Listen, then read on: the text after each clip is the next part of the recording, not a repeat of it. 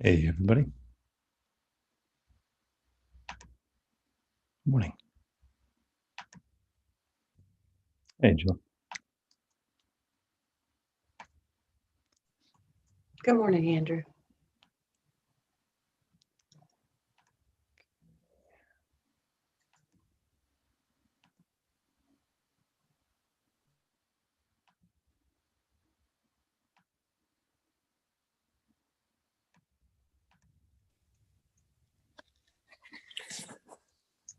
Good morning, everybody. Hey, Carlos, nice to hear your voice. It doesn't show my poor South American face here. Hold on. There you are. And I got company today. Hello. Looks like a nice South American dog. Is that a Chihuahua of some kind? Or? No, this is a toy fox terrier. Okay. And his name is Happy. Happy. That's very fitting, I imagine. That's great. Yeah. All right. Well, pets are welcome to meditation class as always. So. Okay. All right. Let's get started. Hey, nice to see you, Matthew. Nice to see everybody. So, hey, happy Halloween, I suppose. Not a big Halloween person. We had a company Halloween party and they were doing Zoom backgrounds. It's really taken it all to another level. I was very impressed. So anyway, I don't have a Halloween costume this time, but very, very good to be with everybody today. So what I wanted to do is to open up the next section of the topics in this class, which deal more with empathy and leadership and interpersonal relations, if you want. But as usual, what we can do is start with a brief meditation to settle our minds and to begin to return our attention to some of the topics like mindfulness that we'd covered previously. Okay, so what we can do is just begin by finding a comfortable position, becoming aware of our body, and becoming aware of the space around us in the present. Any sounds, smells, just the awareness of our surroundings.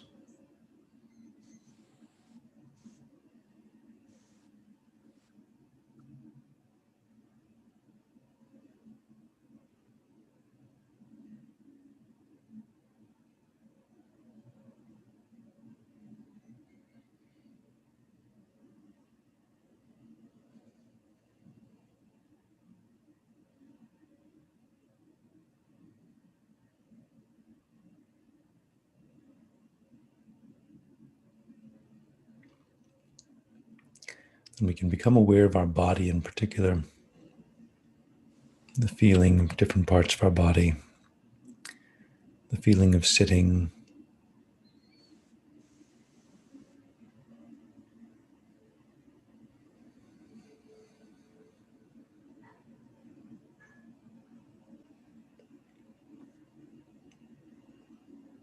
and we can take a deep breath, just allowing our body to stretch from the inside.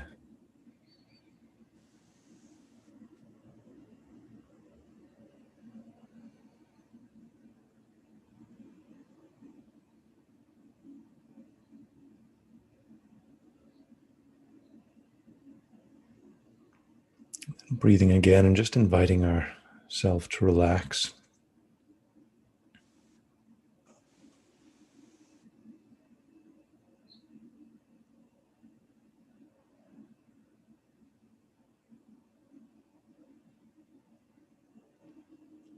And then we can ask ourselves, what is important now? And that's a personal question. What is our intention for this time?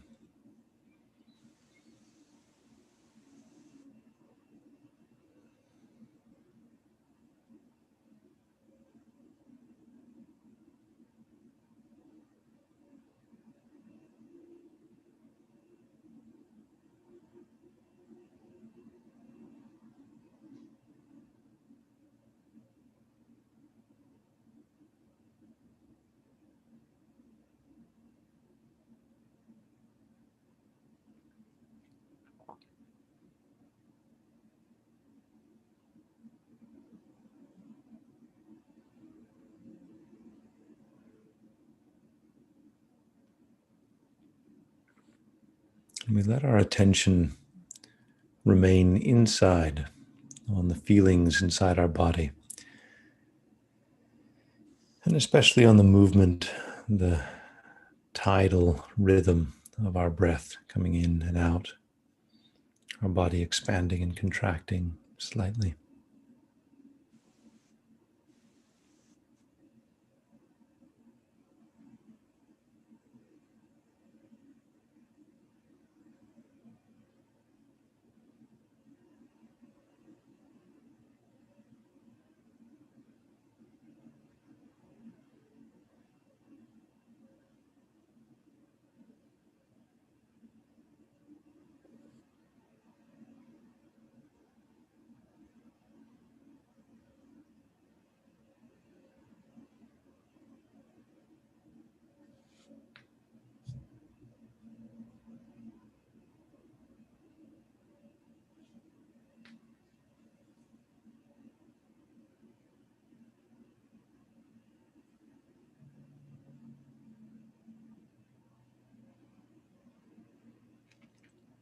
The movements inside our body are always in the present moment.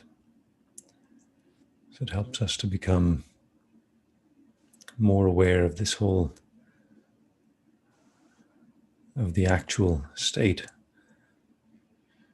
of our body and mind at this moment. Focusing on the body helps us become more aware of our both physical and mental state in the moment.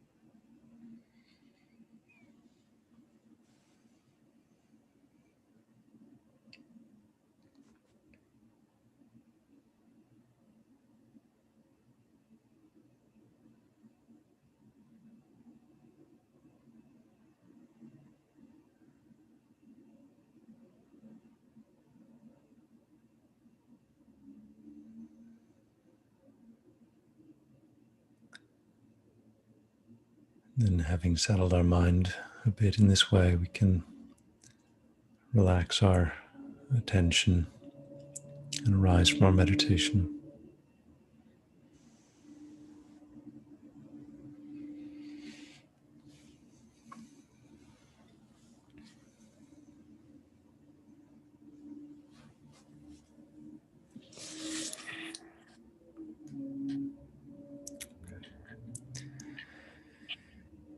So I wanted to share a few slides just to get us oriented to some of the topics that we'll be looking at. I had mentioned that we're following this structure from the Search Inside Yourself program. I've mentioned that a bunch of times. They divide the program into 6 stages. These lower blue stages here are preliminary stages that are mostly focused on ourself internally, how we relate to ourselves, how we approach our life as individuals. And these upper 2 stages are related to our interpersonal interactions. And these are all layers, foundational layers. So empathy, so leadership builds on empathy, for example. Empathy builds on motivation. So what I'd like to do is this week start focusing on empathy in particular. So empathy is the definition that was used in that course on empathy is the ability to understand and experience what others feel. And they added some caveat while distinguishing between one's own and others' experience. Of course, it's important to, I think there are some psychological states where you can get lost in somebody else's experience and not have clear distinction. So it is important to stay a bit anchored in the difference between ourselves and others, but at the same time, actually connecting on an emotional level, understanding and experiencing what others feel, and that's empathy. So empathy is the foundation for relationships. So without connecting to others' feelings or emotions, there's no empathy. And without empathy, there's no opportunity for benevolence. I like this word benevolence a lot. It just means having a goodwill, a good intention. So if you empathize with somebody else, then when they experience pain, you feel that pain. When they experience happiness, you feel that happiness. There is no better trigger to guide us into benevolence, wanting to make others happy and not wanting to make them suffer, than empathy. Simply, if we feel pain when others feel pain, then we will refrain from causing them pain or harm. When we feel happiness, when others feel happy, we will naturally strive to make others happy. But benevolence is the foundation for trust, right? So trust is the belief that others hold a benevolent intention, and trust is built gradually, right? So if we're strangers, right, and we've never met before, I don't know if I can trust you. Um, I don't know if you actually have a good intention towards me or others or not. Um, so it typically takes time. Now it's nice if we can give people the benefit of the doubt and assume that they're benevolent and lead with trust and lead with open communication, because what that does is people tend to reciprocate, giving trust back. But trust often is built over the course of many interactions. Trust in romantic relationships is built over the course of months and years and decades. Trust in business is built over time. Trust with one's manager or friends and so forth. And there's this terrible asymmetry about trust that sometimes people say trust can take a long time to build, but it can be destroyed in an instant, right? You can destroy trust with all of a sudden you come out with some real attack, or people realize that you're not interested, not actually. Well, I think we probably know, right? It's easy to break trust. It's easy to destroy trust. It's more challenging to build trust, because trust really requires that we reduce the risk that others might hurt us. That's the mindset of trust. It is feeling that there's a very low risk that this other person might hurt us. Now, we're always susceptible to pain and problems, and so trust can be difficult to sustain, in a marriage, for example, because there's you're always bumping into each other. You spend so much time together. It can be that they always have their own interest in the mind as well. And so it's hard to ensure that you've always got a benevolent interaction. But basically, without trust, there are no stable social relationships. So when people talk about the social fabric, it means this network of relationships, like we're all connected and you're connected to your families and friends, and they're connected to their families and friends. So there's this huge social fabric that we all live in. And if you just visualize it as a web of interrelationships, you can see that those interrelationships depend upon trust, and trust depends on the belief that others are benevolent, and that depends on empathy. So there is this dipping a little bit into these technical things, not because this is necessary to understand empathy. Hopefully we already have a deep sense of empathy, but it can be convincing. I think can be compelling for people to appreciate a little bit that there's some science beneath empathy.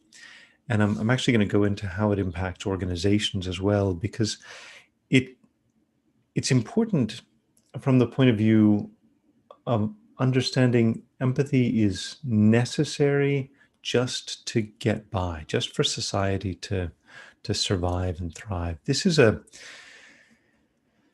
just to explain this slide, there's a concept called mirror neurons, which I've mentioned before. And mirror neurons, they're not a perfect explanation for empathy, but they're one possible theory for how empathy works. And so mirror neurons are neurons that fire the same when you're doing something and when you're watching it being done. So these are the brains of monkeys, and they're monkeys who are either reaching for something themselves, reaching for something themselves, or watching. The upper ones are when they're reaching for something themselves, and the lower ones are when they're watching someone else reach for something. Like imagine reaching for a banana themselves or watching somebody else reach for a banana. And what you can see is that this is the same brain. Um, there's a similarity between the areas that are activated when you're observing someone reaching for something versus when you're actually doing that yourself. And this is the concept of mirror neurons. Um, so as you can see, the upper picture and the lower picture are not exactly the same, but there is substantial overlap between them. And so that overlap are what are referred to as mirror neurons, neurons that fire when we do an action or when we observe somebody else doing that action. So think about the reason mirror neurons are sometimes used to indicate this innate capacity for empathy is think about hitting your finger with a hammer, like you're hammering, you hit your finger with a hammer, right? And there's a pain activated, right? But if I just mention that scenario to you, you're probably cringing. You're probably like, oh, I wish he didn't mention that, right? That's some empathy that's just activated innately. If I smile and if I laugh, you're going to have a tendency to smile and laugh. There's this in the park the other day. I saw this group doing laugh yoga. Right? It's just and some of that laugh yoga is just there's a contagion. There's this concept of emotional contagion. So one reason why I think it's useful to get into some of the science behind this and the technology behind this is because of men. So my boss at work started looking a bit scruffy earlier this week, had a little bit of stubble on his face. And I thought, oh, he must have just had really early meetings, couldn't shave. And then the next day he was a little bit more stubbly. And the third day he was even more stubbly. And I'm like, all right, what's going on here? So you sort of associate that initial phase with somebody who's not taking care of themselves, maybe drinking too much or something like this. But he's growing out his beard for Movember, and he enlisted my cooperation for Movember, Men's Health November. So at first I wasn't totally convinced. He's talking about the importance of men's health and, prostate cancer and these kinds of things. But one of the things that he mentioned really cued my interest, which was that men have a much higher, in general, historically, men have had a much higher rate of suicide than women. Then this article here mentions these 4 causes of death that are twice as high for men as they are for women: accidents, suicide, cirrhosis of the liver, and homicide. And if you look at causes of death for men, there's a few others like lower respiratory disorders, which are associated with smoking and so forth. So men obviously have an enormous influence still have a disproportionate influence in the working world and the world of politics and so forth. America's, making shifts towards a more gender balanced society, but it's very slow going, so men and men's attitudes towards life and towards emotion and so forth have, as a result, a disproportionate impact on the way businesses are run, the way countries are run, the way we interact, what is shown on TV and these kinds of things. So if I think about men's health, I feel like there's a big aspect which is men's mental health and emotional health, and the impact of what this article is talking about. This is from a nursing journal. It's just talking about biological differences do a very limited job of explaining the ways in which men and women approach emotional situations differently. That the vast majority of it is socialization, and the ways in which men are socialized to either, and for example, the question of empathy. Is empathy a manly emotion? I don't know. Because men and male children and female children cry, I think, roughly equal amounts, as far as I'm aware. We experience roughly equal amounts of pain. Our emotional systems are basically the same. There are some, some differences in the way we think, but fundamentally, um, is is it manly to be empathetic, for example? Is it manly to be compassionate? Is it manly to be um, concerned about the side effects that our actions have on others? If our actions intentionally or unintentionally harm others, for example, environmental destruction, for example, or the impacts on underprivileged people in the world, does that matter? Do we care, right? Do we care what effect our actions have on others? Those are questions of empathy, right? And the fact of whether you care or not, whether you think that's important or not, that's a measure of your empathy. And if there is a culture or an ethos among men that these things don't matter, right? Other people don't matter, for example, other people's feelings don't matter. Building stable, trusting relationships don't matter. Back up to this topic of, you know, without benevolence, there's no basis for trust. Without trust, there are no stable social relationships. Well, there's a school of thought that says, well, you don't really need trust, right? You just have, an exchange of money and, like a drug deal, right? Where there's a low trust interaction. Somebody hands off drugs, somebody hands off money, everybody runs away, right? Very, very low trust interaction. So maybe could you build society just on the basis of these commercial transactions without there being any trust? I think increasingly there's an enormous, enormous amount of evidence that you can't, that if you drive empathy out of organizations, then the organizations are dysfunctional on layer after layer after layer after layer. So again, as you know, I've kind of take a little bit of a business slant to some of these things, but partly just because I believe business has such a big influence on our society and the way we interact with one another and the values that we have. So there's a critical role that empathy has in organizations. It's a critical component of organizational communication. And there's this concept known as information flow.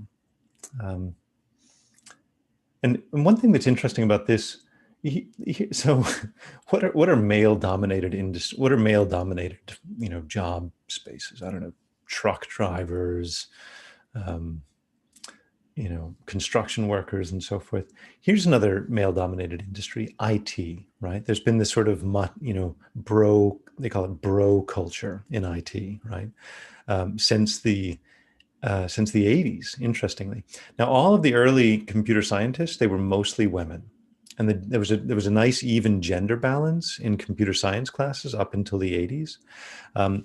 And then as some of these early, Silicon Valley companies started taking off, they really began some culture where they emphasized, they began emphasizing hiring around sort of rule. What were they doing? Filtering out for emotional criteria, hiring around people who just focused on problem solving and just focused on getting, maybe working long hours and pushing, and, and you start getting these images in movies and TV and so forth of what an IT professional looks like. And it's these geeky guys, who are maybe working long hours and eating junk food, and this stuff gets into popular culture, and it actually impacts the degree to which women enter these degrees such as computer science, right? And so you can end up getting these big gender disparities, which then lead to gender disparities in the workforce, which then lead to big differences in terms of how problems are solved and how people approach problem solving in an IT space. And so there's this concept of information flow, and here's where I think this gets really interesting, kind of coming full circle. So Google did this research project called Project Aristotle to try to figure out what led to the highest performing teams. So they wanted to figure out, they huge organization, and obviously they value performance and the ability to create things and so forth more than anything else. So they looked at all these factors, whether the manager was a hands-on programmer or not, whether the team was located in the same physical office or not, years of experience, etc. And what they found was the best predictor of high performance in a software programming team was sense of psychological safety.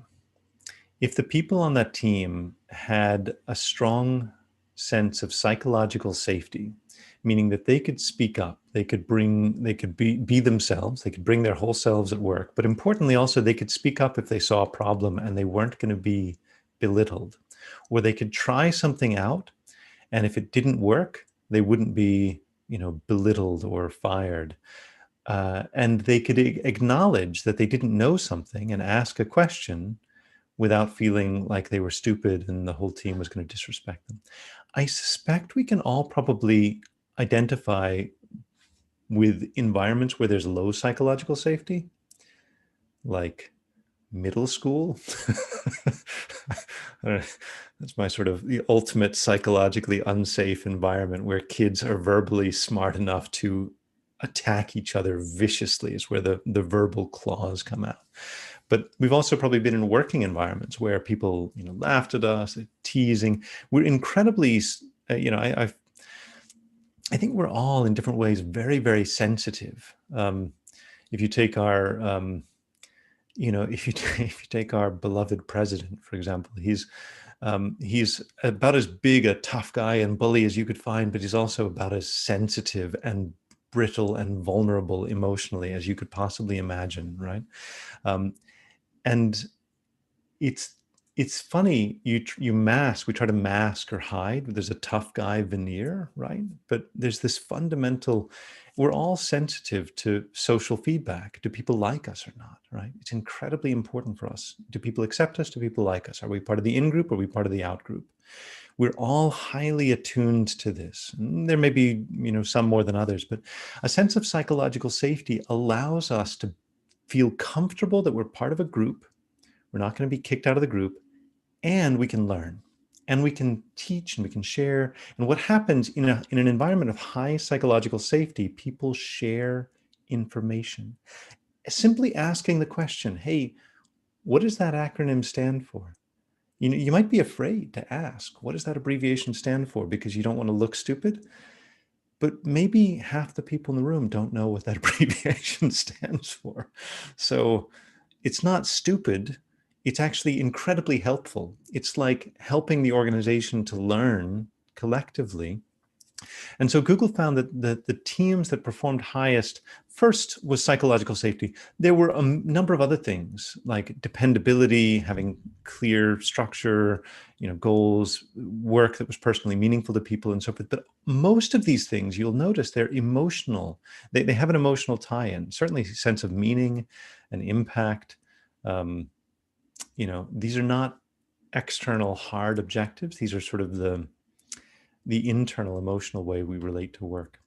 So again, you can see my business leaning, but again, I think it's important. We're trying to connect these two worlds, right? Connect this world of internal transformation with the world of the way organizations work. This is Boeing Corporation. This is an analysis done after two 737s plunged into the earth or the ocean, killing over 400 people because of this system called MCAS, which is this is like an anti-stall device basically. And Boeing had basically sweet talked the FAA, the Federal Aviation Administration, into sort of letting them get through all these things. And so here's a big analysis of the communication chain, starting with Wall Street, going to the board of directors, going to the C-suite, upper management, middle management, line workers, FAA certification, and so forth. And just blowing out one part of this, you see implied threats from the C-suite to upper management and implied threats from upper management to middle management. And then what you've got coming back the other way is this, what they call the bad news firewall, which means bad news doesn't make it out, right? So if you're in a threatening environment, like I think you can probably all visualize, if you're in an environment where we say, you better get this thing done, and I don't want any excuses and so forth, and what you're seeing is, but, I don't know that it's been properly tested, but, I don't want any excuses. You need to get this thing done. Are you going to say it's not going to work? Are you going to say this is not going to happen? It takes a lot of courage, right, to try to pass bad news up in an environment if there is this an atmosphere of threat, some lack of psychological safety. So as a result, you have these entire big organizations that are dysfunctional on a deep, deep level, and there are consequences for the entire world, right? There's consequences. I'm sure we could do one of these for the federal government as well. So we could, but we see a lack of empathy, right? Or creating an atmosphere of intimidation. On one level, it looks like it's a very manly thing to do, right? Go, go, go. You know, on another level, it is suicidal, right? It's self-destructive, and that's where this sort of men's personal health and social health and men's attitude towards it kind of intersect, right? Self-destructive behaviors. Who can drink the most? Who can do the most daredevil activities, right? Going together with a sense of the world is just wrong, right? Suicide fits into a space where the world just feels wrong, like the whole world just feels wrong. Something's just out of place, and men can drive themselves into a corner where they're pushing themselves, pushing others so hard, for various reasons. It's always different, but pushing themselves and others so hard that at some point they just feel like it's off. Everything's off. Something's just not working. My emotional state is negative. And so when I look at the world with a negative emotional state, the whole world is negative, right? I wake up and the world is dark, right? I don't feel good about myself, the people around me, the society around me. Everything is heavy. And it doesn't have to be that way. And so that's my shout out for empathy, using statistics and data and graphs and pictures and so forth to do a shout out for these, very, very human, natural thing, which is empathy. And so it's been incredibly heartening for me over the last few years to get more in touch with all of the research being done on how important this is. And it obviously can take time for research to influence society and the world. But I think my takeaway is that empathy is such a natural, innate human state. We naturally empathize with each other. Again, if I smile and laugh, you can have a tendency to smile and laugh. If I start frowning and, crying and so forth, you'll naturally feel your own emotions peaked. So we do this naturally if we're open to one another. And empathy is not the only thing that we need to be thinking about when we're making decisions. Empathy can lead us astray, right? You can empathize for somebody who's, trying to manipulate you, or you can empathize with someone and make decisions that are not in anybody's best long-term interest. But it is nevertheless an essential characteristic in our decision making. So that is a long explanation. So thanks so much, Jill. So what I thought we could do is just take some time to empathize with the people on this call. This is nice. We're all sort of on mute. We've got 6 faces here. And for a meditation, what we can do is just look at the other people on the call and just try to empathize with them, which is just a interesting psychological experiment. So this is an eyes open meditation. So just to kind of feel this without, yeah, and just feel whatever comes up. If you're embarrassed, feel that. If you like it, feel that. Whatever feel you're coming up, you just deal with whatever.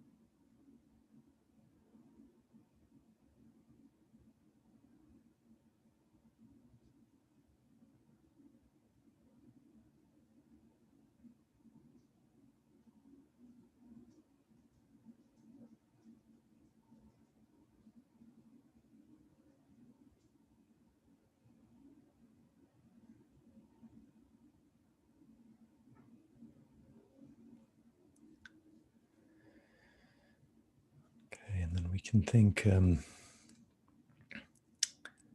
every action that we take matters and changes the course of our life and our direction, can change things for ourselves and others.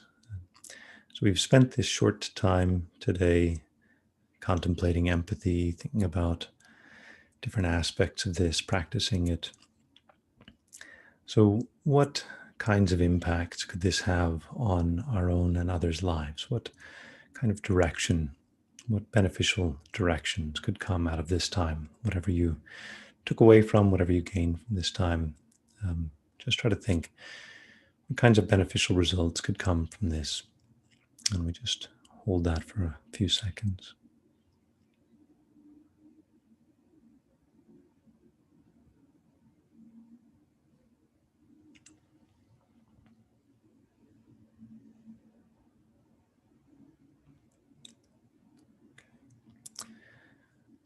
Right. So I feel like I put you all into a psychological experiment without necessarily giving you, asking for your permission ahead of time. So I may have violated some federal laws with that one, but it may be, I hope you had an interesting experience.